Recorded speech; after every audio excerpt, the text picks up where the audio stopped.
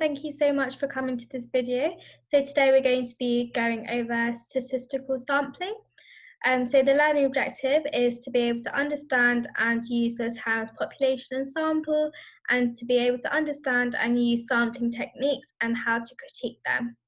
So like always, there's going to be timestamps in the description of the video, so feel free to skip to any parts you want to. But let's get started.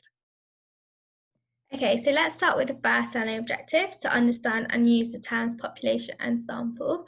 So a population is just the group of people or items that you want to find something about. So for example, if your test would be to find out how many, like the heights of students in a maths class, then your population would be those students in a maths class, like how many of them they are. So a census could be used to collect information for every member of the population. So you could use that to work out like the height of every, you could use the census to work out the height of every student in that particular maths class. So in theory, the population is finite if you're able to count every single person in that population, but in reality, maybe impossible to count them all in practice. So if you had like a really large sample, such as like the heights of every person in the UK, it'll be really hard to count every single person. So, but if like it was smaller, like a maths class, then you'd be able to count. So it could be finite in theory, but in some cases it could be impossible to count everyone. So for cases where there are just way too many people, you may use a sample.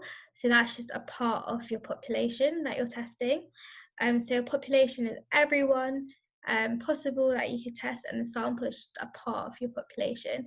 And you could use a sampling frame, which is just a full list of all your sampling units. So for example, let's say you had 100 chocolates in a factory. That's your whole population, and you were to sample like 5 chocolates a day. So that would be your sampling frame would be those 5 chocolates that you were sampling. So that's everything you need to know about population and sample. Just remember, population is your whole, everyone, like everyone that the whole group of people you want to test to find something about, and your sample is just a little part of that population that you're going to test. So you may like test 5 chocolates a day rather than testing all your 100 chocolates at one time. So now let's move on to some sampling techniques on how you can actually gain your sample from your population, and some like advantages and limitations of each of those techniques. Okay, so moving on to sampling techniques, I've written the 5 different sampling techniques that you need to know, with some advantages and disadvantages. So just basically just learn all the information that's on here. So if we start off with random sampling, so this is where all members of your population are equally likely to be tested. So the method you use to do this is you give a number to each population member from a list of the population. Then you generate a list of random numbers, and then you match these numbers to the population members to select your sample. So for example, let's say you were to measure the like height of a sample of students in year 7, for example. So what you would do is you would give a number to each student in year 7, assign a number to them, then using like either your calculator or like a random number generator like on the internet, whatever, generate a random list of numbers. So then whatever numbers you get, you select that student. So if if a student named Beth, for example, is number 5, and when you had your list of random numbers and you got 5, then you would use Beth as a sample. If there was another one of Harry that was number 10, and that came in your list of random numbers, then you just Harry in your sample, and so on and so on. So that's how you use random sampling. An advantage of that is that every member has an equal chance of being selected, because your random number generator, that's completely random. So that means you're getting an unbiased sample of your population. A disadvantage though is that it can be inconvenient if the population is spread over a large area. So for example, if you're sampling the wage of like builders in the UK, then you could have some builders in London, some builders in Birmingham, some in Manchester, and it may be inconvenient to like collect all members of the population if they're spread over like the whole of the UK. So that could be quite expensive. So that's one disadvantage of using random sampling, but the main advantage is that you are going to get an unbiased sample of your population. So the next one we have is systematic sampling, and this is where every nth member of your population is selected. So what you do is you give a number to each population member from a full list of your population. Then you calculate a regular interval to use by dividing your population size by your sample size, and then you generate your random starting point and you keep adding to the interval point to select your sample. So let's say you had 100 chocolates and you wanted to test the quality of each chocolate. So you can calculate, and you wanted a sample of 10. So you can calculate your regular interval by doing 100 divided by 10, so you'd get 10. So then your interval would be 10, and then you just select a random starting point. So let's say we want to start with the second chocolate, then you would add 10 to each, you sample the second, and then the 12th, and then the 22nd, and so on and so on and so on. So the advantage of this is that it can be used for quality control and production line to give an unbiased sample. So with the chocolates, you're sampling every 10th chocolate, so you're getting an unbiased sample. A disadvantage, however, is that your regular interval could coincide with a pattern. So it could be that every 10th chocolate has some fault in it. So there could be a pattern that every 10th is faulty. So that could be a disadvantage of a systematic sampling. Normally you use systematic sampling for like quality control. So like on a production line, like you want to know the quality of your chocolates or the quality of clothes, so etc. So your next one is stratified sample, and that's when your population is divided into categories. So what you do is you divide your population into category, and then you calculate your total population, and then you calculate the number needed for each category by using the formula of the size of your category in your sample is the size of the category in your population divided by the total size of your population times your total sample size. And then you want to select the sample for each category at random. So this can be used if you were to work out the height of every student in a school. So you could divide your category per year groups. You could have like year 7, year 8, year 9. So to work out how many category needed, you would work out your size of the category in your population. So if they're like 70 students in year 7, and then you divide that by the size of your population. So if there are 1,000 students in your school, and then you want to times that by how many you want in your sample size. So if you want to sample 10 students per year group, you times that by 10. So then the advantage of this is that if your population can be divided into distinct categories, then it's very representative, because if like per year group, so like every year group, like year 7s are obviously younger, so they have a smaller height, year 13s are obviously older, so they may be taller. So if with this you've got distinct year groups, it could be quite representative of the whole population for different ages. A disadvantage, however, is that it may not be useful if there aren't obvious categories. So if you can't obviously state your population in ages or like ethnic group, if you can't, then it may not be representative. So another one you have is quota sampling, and this is where you divide your population into categories. You give each category a quota, and then you collect the data until quotas are met in all categories, so without random sampling. So unlike stratified sampling, for each sample that you're doing, the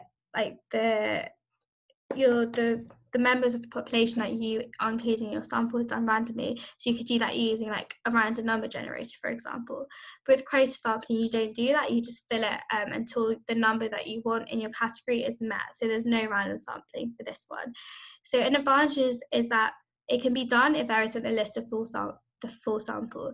So if of the population. So if you don't have all members of the population, which means you can't use the random number generator, then this could be a good way to do this.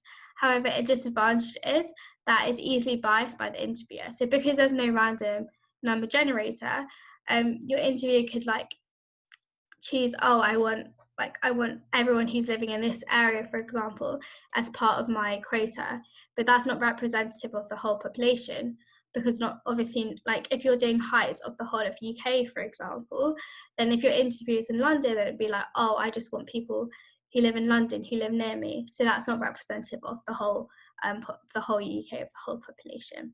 So that's quota sampling. And now lastly, if we go to clusters, so this is where you divide the population into clusters covering the whole population, where no members of the population belong to multiple clusters. So then you randomly select clusters to use in the sample, and you either use all of your members of the selected cluster or randomly sample within each cluster to form the sample. So the difference between clusters and categories is that your clusters aren't like forming specific categories, they could just be completely random. So the advantage of this is that it's more practical than your other methods, it could be cheaper, quicker. A disadvantage, however, is that you only sample certain clusters. So this maybe is less representative of the population as a whole, rather than sampling like all year groups. For example, in the school, you're just going to sample certain students, so that might not be as representative. So the last sampling technique you have is opportunity sampling, and this is where the sample is chosen from a selection of the population at a particular place and time. So an advantage is that the data can be gathered quickly and easily, but a disadvantage is that it isn't random and it can be biased. So for example, this could be like an interviewer walking on the street and like asking like the wage of workers for like different occupations. So it could just be like, if they're standing on the street, anyone who walks by them at a specific time. So that's an example of what opportunity sampling is. So that's all the sampling techniques you need to know, and some advantages and disadvantages of them. So I recommend you just read through all of this again and just learn all the information, so you can just apply that to any question you get. Let's try a few questions to see how this could come into practice. So we have an exam style question here. Feel free to pause the video and try it out for yourself first. So we have a gym wants to find out what its members think about the gym's opening times and decides to carry out a survey. So the first part is we want to suggest a suitable sampling time frame for the survey. So this is what they're going to use to sample, where they're going to get the sample from. So because they want to find out what the members think about the gym's opening time, maybe they could just get their membership list and take their sample from there. So we could write membership list. And then part B is identify the sampling unit. So who are they actually sampling? And that's just the members of the gym. Part C, the gym decides to ask the first 20 members that come into the gym one morning to complete the survey. So we want to state the sampling technique the gym use. So they're just asking whoever they see, like the first people who come one morning, so specific place, specific time, just anyone they see. They're not doing like generating from a random list, they're not stratifying the sample, it's just opportunity sample. This is just opportunity. Ooh, it's probably just opportunity sampling. And then last thing is we want to give one advantage and one disadvantage of this technique. So an advantage is that it's quite easy, it's like quite quick, so just whoever walks in, first 20 members, you don't need to do the whole random list generator or splitting into categories. It's quite easy to just choose this, so just write quick and easy.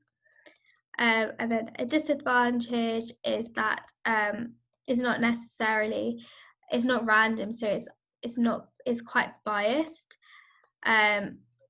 So like it's saying they're asking about the gym's opening time, and they're asking is the first 20 members that come in the gym one morning. So obviously those members that come in earlier are going to think, oh, I really like your opening time, so they're using that much.